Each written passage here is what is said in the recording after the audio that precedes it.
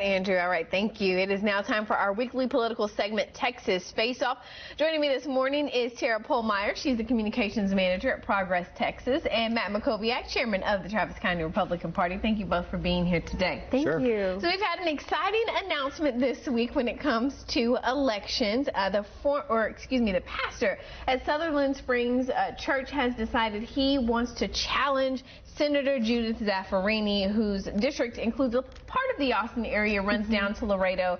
She is a longtime Democrat, has easily defeated Republican challengers in the past. Tara, what are your thoughts on this latest announcement? Yeah, I think a little bit about Senator Zaffirini. She was first elected in 1986 and has since been a tireless advocate for her community and her district.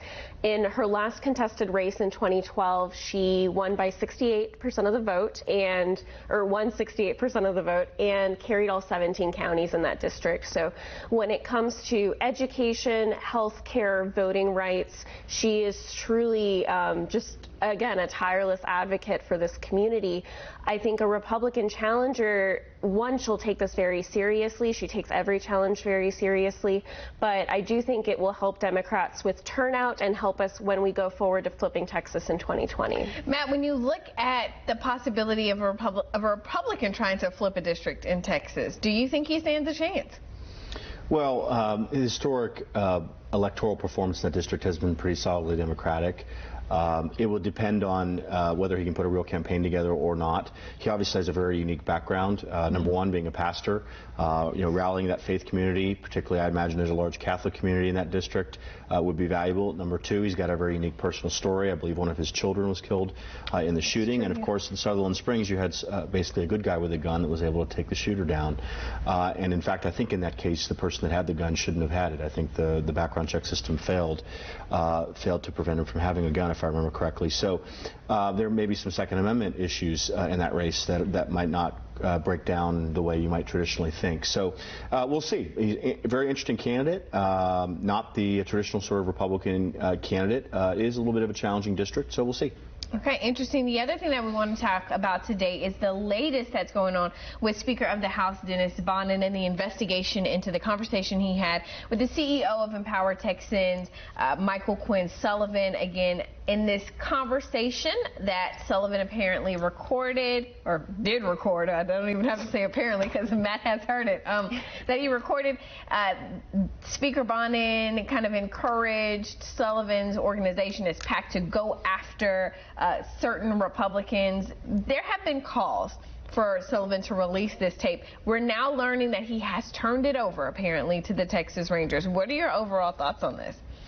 Yeah, I mean, look, the first challenge for the Speaker is to get past this Texas Rangers investigation. I'll be honest, I'm a little surprised the investigation's continued to this point. I think we're in the third or fourth week.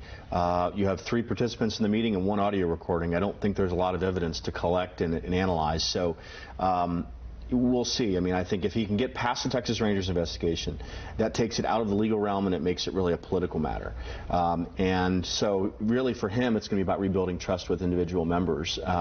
You do have, I think, all 10 of the members who his list said he could target have called for a caucus meeting. I think it's going to be held in October to elect a new vice chair, but you can imagine that those 10 members are not happy right now. But look, he does have some time on his side here, right? The next speaker's vote is not till, what, next January? There'll be a caucus vote probably next November. It's a long way off, and he's already transferred $3 million to a PAC to help hold the House. So he needs to provide clarity about his rule about not going against incumbents. He sort of said members can't go against incumbents, and then on the other hand, he was putting this list together. So the most significant victim so far has been the caucus chair, State Representative Dustin Burrows of Lubbock, who resigned as caucus chair, and I thought that was appropriate. You can't be chairman of the Republican caucus and put a list together of Republican members you can go after. That just doesn't work.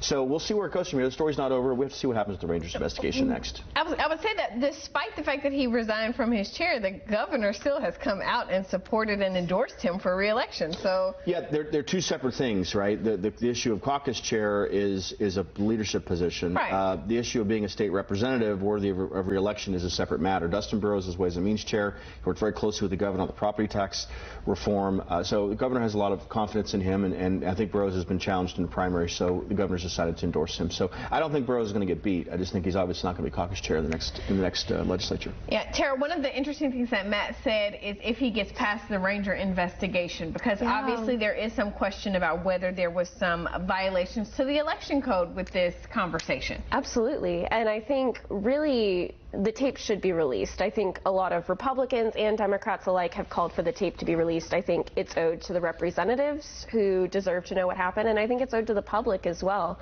to know really what was said behind these closed doors by our elected officials.